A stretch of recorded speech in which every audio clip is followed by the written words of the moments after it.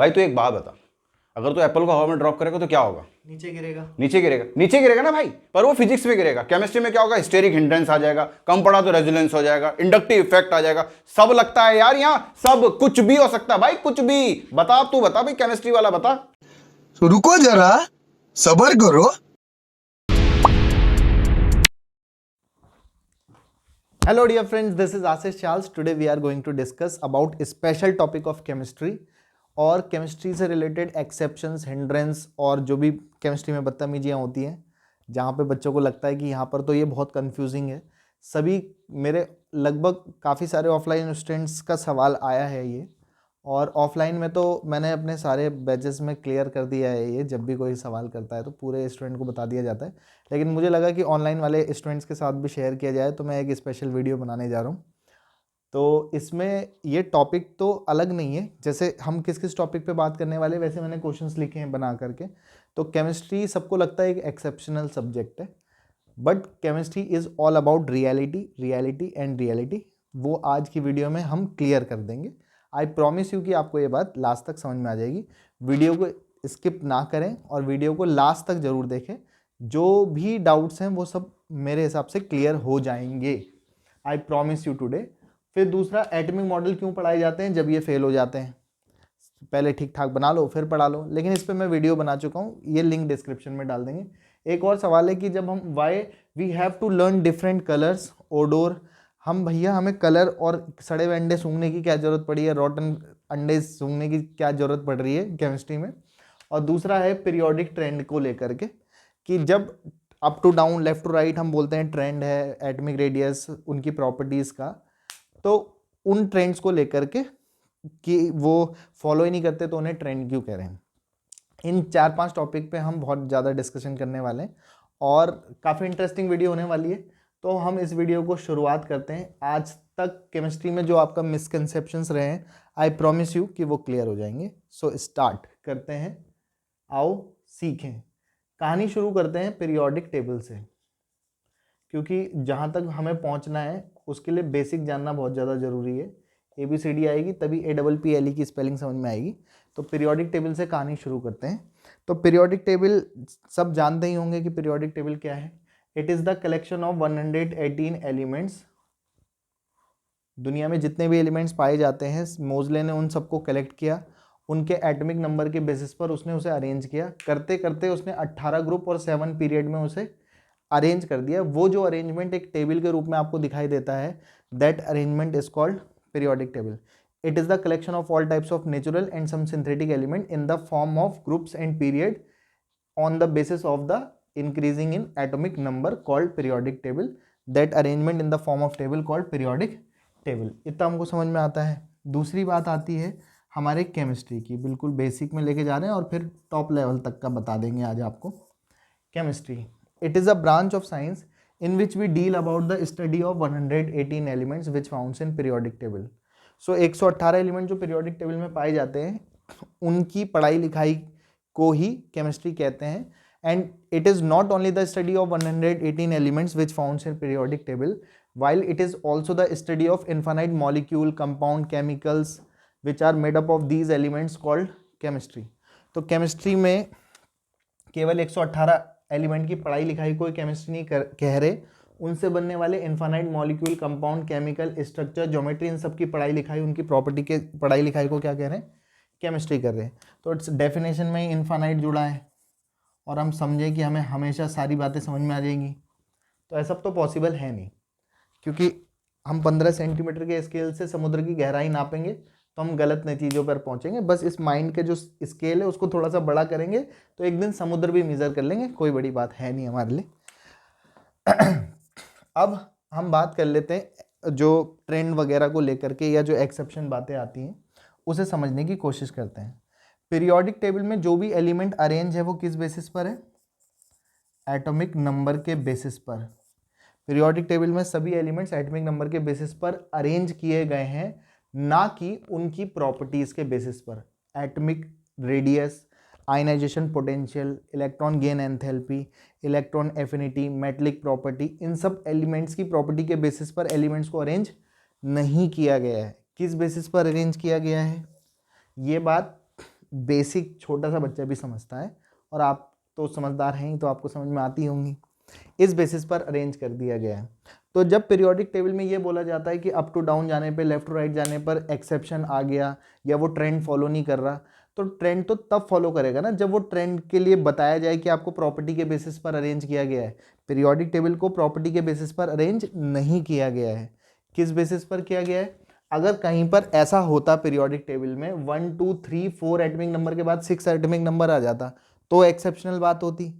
ये तो रियलिटी में चल रहा है सारा मामला। अब एक पॉइंट तो ये कि एटॉमिक नंबर के बेसिस पर अरेंज किया गया है। दूसरी बात, अगर हम इसको समझने की कोशिश करें, पीरियोडिक टेबल में एलिमेंट्स को, उनकी प्रॉपर्टी को समझने की कोशिश करें, तो सपोज हम एटॉमिक रेडियस की बात करते हैं।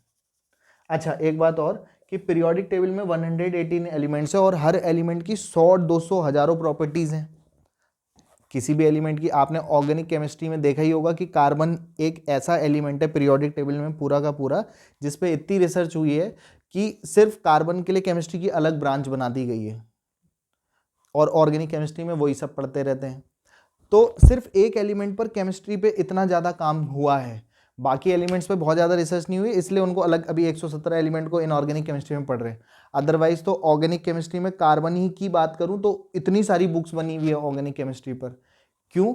क्योंकि उस पर बहुत सारा काम किया गया है, और कार्बन पे ऑर्गेनिक केमिस्ट्री बनने का एक वजह ये भी है कि जहाँ देखूँ तू ही तू नजर आए। एक तो कोई और दिखाई देती होंगी आप लोगों को, और लड़कियों को कुछ और दिखाई देते होंगे, लेकिन केमिस्ट्री में आपके पास, ऑर्गेनिक केमिस्ट्री में जहाँ देखूँ तू ही तू नज़र आए। ये क्यों कह रहा हूँ?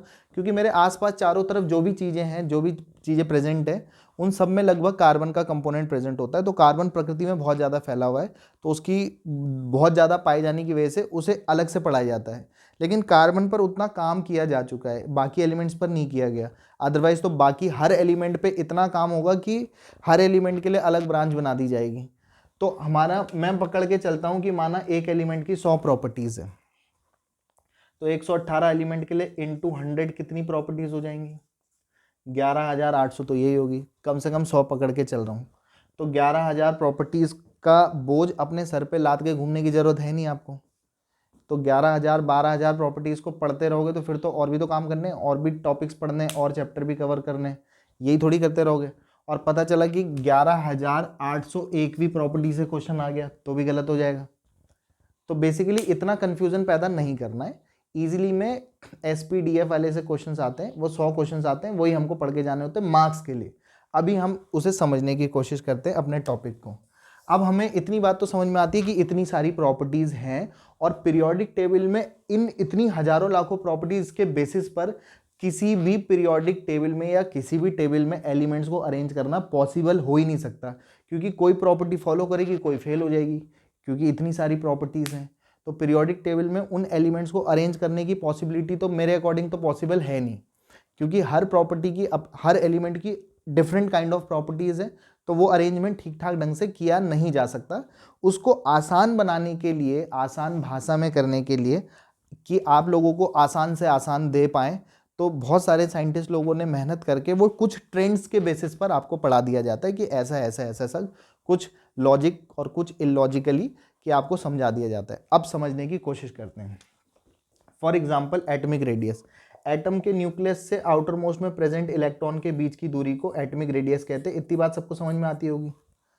अब अप टू डाउन जब हम जाते हैं पीरियोडिक टेबल में, ये first period, second period, third period, fourth period, fifth period, sixth और सेवन्थ पीरियड होते हैं, और 18 ग्रुप्स हैं। तो मैंने फर्स्ट ग्रुप और 13 ग्रुप को एक टारगेट किया है जिससे मैं आपको कुछ समझा सकूं। तो फर्स्ट ग्रुप में ऐसे ऐसे चलता है, तो इसके लिए 1 पीरियड बनता है, इसके लिए 2 ऑर्बिट बनती है, इसके लिए 3 4 5 6 7। तो इस बेसिस पर सीजियम और फ्रेंशियम को अगर देखा जाए तो क्वेश्चन पूछा जाता है, एक क्वेश्चन पूछा जाता है कि Why size of cesium is greater than size of francium? 11 का क्वेश्चन है। Why the size of cesium is greater than size of francium? जबकि क्या होना चाहिए कि सीजियम और फ्रेंशियम में इसके लिए कितने पीरियड बनेंगे? 7, 1 2 3 4 5 6 7, और इसके लिए बनेंगे 6 पीरियड। तो इनमें से साइज तो इसी का बड़ा होना चाहिए, लेकिन क्वेश्चन पूछा जाता है कि इसका बड़ा हो तो साइज होता है क्यों? अब हमको ये लगता है कि अप टू डाउन जाने पे तो रेडियस बढ़ती है, बढ़ने की वजह नंबर ऑफ शेल्स बढ़ते हैं, तो रेडियस डिस्टेंस बढ़ेगा तो रेडियस बढ़ेगा। तो ये जनरली देखो इस बात को नहीं समझा पाया, लेकिन इतनी बात तो समझा रहा था। अब माना किसी इंसान ने एक किताब लिखी और 1000 पन्नों की बुक लिखी और उसने 2-4 पन्ने में या एक आध पन्ने में गलती हो भी गई तो वो बहुत बड़ी गलती है नहीं एक्चुअली। उसने कम से कम 99,999 पेज समझा पा रहा है, एक पेज में उसने कुछ गड़बड़ी कर दी, उस पर बहुत ज़्यादा ध्यान देने की जरूरत नहीं है, 999 पेज पर फोकस रखो। फिलहाल उसके ट्रेंड के बेसिस पर देखो इतनी प्रॉपर्टी तो डिफाइन हो पा रही है ना। अब ये प्रॉपर्टी जनरल वे में समझाने के लिए बोली जा रही थी, लेकिन अगर आपको ऐसे समझ नहीं आता तो अभी आपको क्या करना चाहिए, हर एलिमेंट का एटॉमिक रेडियस को याद करना चाहिए प्रैक्टिकली, वो भी क्योंकि आपको क्या करना चाहिए, एटम को पकड़ना चाहिए, एक स्केल पकड़ना चाहिए और उनकी रेडियस मेजर करनी चाहिए, जो प्रैक्टिकल स्तर पर आपके लिए पॉसिबल नहीं है, चाहे आप कोई सी भी क्लास में पढ़ रहे हो। जो पीएचडी कर रहा होगा अगर वो सिर्फ एटॉमिक रेडियस पर काम कर रहा होगा तो वो एक बार को वो बात समझ सकता है, लेकिन अदरवाइज आपकी क्लास के लेवल पर आपके पास कोई इंस्ट्रूमेंट अवेलेबल ही नहीं है कि जिसके बेसिस पर एटम की रेडियस मेजर कर सको, क्योंकि एटम को भी नहीं पकड़ सकते हम। सो जब अप टू डाउन जाने पर साइज बढ़ता है और यहाँ पे चेंज क्यों आया, तो एक्चुअली में क्या हुआ कि जिस इंसान ने 15-20 साल सिर्फ एटॉमिक रेडियस पर काम किया है तो आपसे और मुझसे ज़्यादा जानता ही होगा वो। तो 15-20 साल में जब उसने एटम की रेडियस प्रैक्टिकली मेजर करी तो एक्चुअल आंसर ये है कि इसका रेडियस कम आया और इसका रेडियस ज़्यादा आया। तो अब मुझे बताओ कि ये एक्सेप्शन हुआ या रियलिटी, क्योंकि प्रैक्टिकली साइज किसका बड़ा आया, सीजियम का। सॉरी, सीजियम का साइज बड़ा होता है, फ्रेंशियम का कम होता है, ये क्वेश्चन है। सीजियम का साइज फ्रेंशियम से बड़ा होता है, ये क्वेश्चन मैंने उल्टा लिख लिया था। तो सीजियम का साइज क्या आया, प्रैक्टिकली ज़्यादा आया। ये बात रियलिटी हुई या एक्सेप्शन? भाई रियलिटी में इसका साइज बड़ा है, इसका साइज छोटा है, इसमें क्या एक्सेप्शन कहाँ से आ गया, रियलिटी है।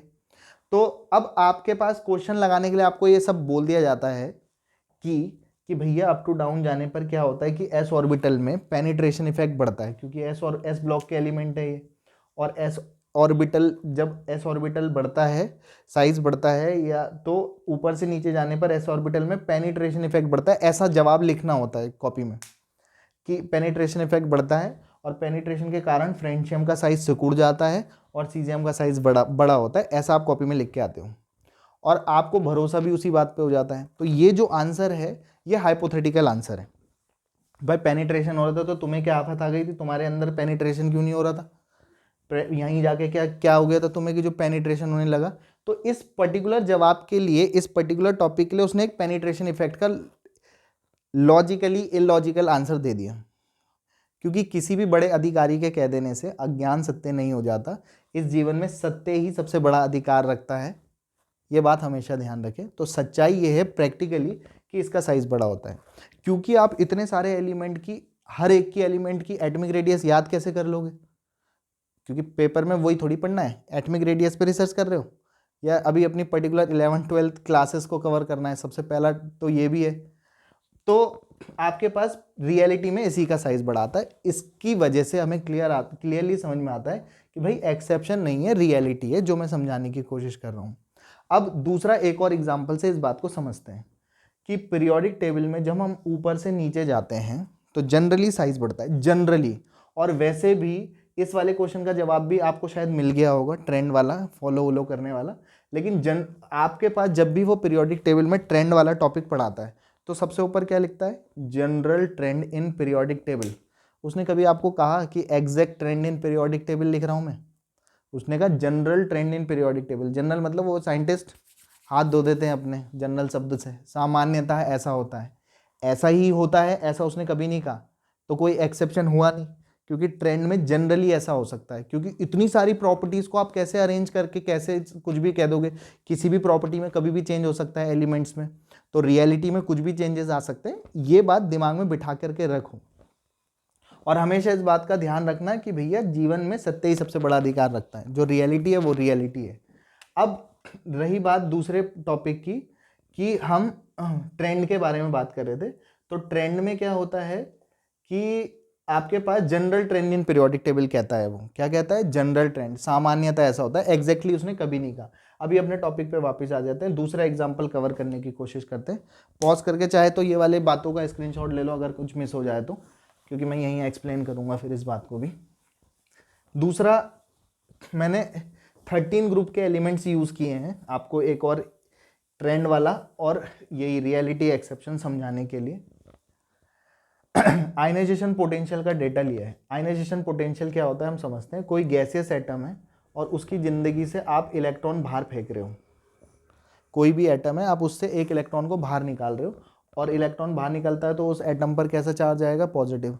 और इलेक्ट्रॉन को बाहर निकालने के लिए जो एनर्जी लग रही है उसे आयनाइजेशन पोटेंशियल कहते हैं। माना कि आपके पास न्यूक्लियस है, चारों तरफ सर्कुलर पाथ पर ऑर्बिट है और ऑर्बिट्स पर सभी जगह इलेक्ट्रॉन है, तो आउटर मोस्ट में जो इलेक्ट्रॉन होगा उससे अट्रैक्शन थोड़ा कम होता है, क्योंकि और जितना बड़ा साइज होगा इलेक्ट्रॉन को बाहर निकालना, हल्का सा फूंक भी मार देंगे तो भी इलेक्ट्रॉन बाहर हो जाएगा। और साइज छोटा होगा तो फूंक खत्म हो जाएगी, इलेक्ट्रॉन बाहर नहीं निकलेगा, मतलब ज़्यादा एनर्जी लगेगी। साइज बड़ा होगा तो कम एनर्जी लगेगी। तो जनरली ये सब बातें साइज पर डिपेंड करती है और साइज अप टू डाउन जाने पे हमेशा बढ़ता है, ऐसा जरूरी नहीं है। इस बात से आपको समझ में आया होगा। अब फिलहाल आपने बोरॉन, एल्यूमिनियम, गैलियम और इंडियम और थैलियम में, क्योंकि ये सेकंड पीरियड का है, ये थर्ड पीरियड का है, ये फोर्थ, ये फिफ्थ, ये सिक्स, तो जितने पीरियड का होता है उतनी जनरल ऑर्बिट बनती है। जैसे बोरॉन का करेंगे तो 2 और 3, 2 इलेक्ट्रॉन और 3 इलेक्ट्रॉन, इसमें 3, इसमें 4, इसमें 5, इसमें 6 ऑर्बिट्स आपके सामने बन के आएगी। तो जैसे जैसे साइज बढ़ रहा है तो आयनाइजेशन पोटेंशियल क्या होना चाहिए आपके पास, कम आना चाहिए, क्योंकि भैया साइज बढ़ेगा तो इलेक्ट्रॉन को आसानी से बाहर फेंक सकते हैं। साइज छोटा होगा तो इलेक्ट्रॉन को बाहर निकालना क्या होगा, मुश्किल होगा। तो अप टू डाउन जाने पे जनरली क्या होता है, सामान्यतः क्या होता है, अप टू डाउन जाने पे साइज बढ़ता है और आईपी क्या करेगी, फिर डिक्रीज करनी चाहिए। देखो अप टू डाउन जाने पे आयनाइजेशन पोटेंशियल डिक्रीज करनी चाहिए। ये एक्चुअल डेटा के बेसिस पर बोल रहा हूँ, प्रैक्टिकली, एक्सेप्शनल बात नहीं कर रहा, रियलिटी में बोल रहा हूँ कि रियलिटी में आईपी ये आती है निकल के। जो जिसने आईपी पे काम किया है उन्हीं की बात को प्रैक्टिकली बता रहा हूँ कि एग्जैक्टली ये आता है। अब आप अप टू डाउन गए तो साइज छोटा हुआ, साइज बड़ा होगा और आईपी कम होनी चाहिए थी, लेकिन अगर डेटा पे ध्यान दो तो यहाँ तो इंक्रीज कर गई। आप तो ये पढ़ रहे थे जनरली। अब यहाँ पर भी देखो अप टू डाउन जा रहे थे तो क्या हुआ, साइज बढ़ा, आईपी कम होनी चाहिए थी, लेकिन यहाँ तो बढ़ गई। ये क्या हो गया फिर, ये भी फिर एक्सेप्शन हो गया। एक्सेप्शन नहीं है। ये बताओ कि ये जिसने इस टॉपिक पर प्रैक्टिकली काम किया है, तो इस डेटा को अगर आप देखो तो ये प्रैक्टिकल है, रियलिटी है या एक्सेप्शन बात है। जो ये डेटा है तो प्रैक्टिकल के बाद ही आया होगा, रियलिटी में आया होगा ये डेटा। और ये रियलिटी में डेटा ये बता रहा है कि भैया इस वाले में जाने पर इंक्रीज हो रही है और इसमें जाने पर भी इंक्रीज हो रही है। अब आप इसका आंसर क्या लगाते हो यहाँ पर, इस पर मैंने पहले ही वीडियो बना दिया, स्क्रीनिंग इफेक्ट। स्क्रीनिंग इफेक्ट के कारण, स्क्रीनिंग इफेक्ट इस पे क्या लगता है, डी ऑर्बिटल प्रेजेंस होने के कारण स्क्रीनिंग इफेक्ट इसमें कम लगता है और इलेक्ट्रॉन को बाहर निकालना क्या हो जाता है, स्क्रीनिंग इफेक्ट कम होगा, अट्रैक्शन ज़्यादा होगा, आईपी बढ़ जाएगी। ये सब मैंने एक्सप्लेनेशन दिया है। बट मैं ये कह रहा हूँ कि अप टू डाउन जाने पे साइज घटता है बढ़ता है, ये सब पे ध्यान मत दो, एक्चुअल डेटा पे फोकस करो जो रियलिटी में है, एक्सेप्शनल में नहीं है, रियलिटी में है। तो रियलिटी वाला डेटा ये आया और रियलिटी में जब ये वाली वैल्यू आ रही हैं तो अब आप जो जो रीजंस आप देते हो ना, जैसे यहाँ पर कौन सा इफेक्ट दे दिया कि भैया पेनिट्रेशन इफेक्ट लग रहा है, यहाँ पे कौन सा लॉजिक लगा रहे हो, स्क्रीनिंग इफेक्ट, ये सब हाइपोथेटिकल सब बातें होती। और रियलिटी पे फोकस रखो, क्योंकि आपके लिए जहाँ जहाँ कुछ कुछ एक्सेप्शनल वाले क्वेश्चंस टाइप आते हैं, या अब तो आपको पता है कि रियलिटी वाले क्वेश्चंस आते हैं, तो जो रियलिटी वाले क्वेश्चंस अगर आपके पास आते हैं तो अब आप सारी वैल्यू को लिए, आपके पास 118 एलिमेंट है, मैंने माना कि आपने 118 की एटॉमिक रेडियस की वैल्यू याद रख ली, ionisation potential, electron gain enthalpy, electronegativity, सबकी वैल्यू कैसे याद कर लोगे। तो जहाँ जहाँ पे एक्सेप्शनल वाला या रियलिटी वाला मामला बनता है वहाँ पर वो आपको पेनिट्रेशन और ये स्टेरिक हिंड्रेंस और ये सब लॉजिक बता देगा, लेकिन वो सब आंसर हाइपोथेटिकल टाइप होते हैं। लेकिन अगर आप उन क्वेश्चंस को प्रैक्टिकली समझने की कोशिश करो इन डेटा को, तो एग्जैक्टली समझ में आता है कि भैया यहाँ पे एक्सेप्शनल, क्योंकि जब भी मैं इस क्वेश्चन को कराता हूँ मैं आयनाइजेशन पोटेंशियल का डेटा बच्चों को दिखा देता हूँ। गूगल पे सर्च करोगे तो पूरा एग्जैक्टली वैल्यू के साथ पता चल जाएगा, तब आपको पता चलता है कि रियलिटी में ये है, एक्सेप्शन नहीं है। तो होप आपको मेरी बात समझ में आ पा रही होगी। कोई कन्फ्यूजन होगा तो आप लोग फिर से पूछ सकते हैं। एक बात आती है कि हम सड़ा हुआ अंडा क्यों सूंघे, हमें कलर क्यों क्यों देखे कलर। देखो क्या होता है कि हमें भरोसा तभी होता है चीज़ों पर जब हमें हमारी नज़रों के सामने कुछ दिखाई दे क्लियरली। क्योंकि मैं बोलूँ कि ईश्वर है तो हमें क्या समझ में आ रहा है, क्योंकि आपको दिखाई थोड़ी दे रहे। आपके पास आपने एक बीकर लिया, उसमें कुछ मिलाया, फिर कुछ मिलाया, आपको लगा अंदर रिएक्शन हुई, पर आपको दिखा कुछ नहीं, क्योंकि कुछ भी चेंज नहीं आ रहा। कुछ भी चेंज नहीं आ रहा तो आपको कुछ भी पता नहीं चल रहा। बिल्कुल भगवान को मानने जैसे वाली बात है, भगवान को देखने वाली बात है। अब ईश्वर दिखाई नहीं देते, होते तो हैं। अब अगर कुछ लोगों को ऐसे लगता है होते ही नहीं है, तो भैया जब आप पैदा हुए छोटे से बच्चे, तो आपको लगा कि शायद आपकी मम्मी ने सारी दुनिया बनाई। फिर थोड़े बड़े होने के बाद आपको समझ में आया मम्मी के बस की है नहीं। फिर आपको लगा कि पापा मेहनत करते हैं ज़्यादा, तो पापा ने दुनिया को बनाया होगा। फिर आपको थोड़े समय बाद समझ में आ जाता कि पापा के बस की भी नहीं है।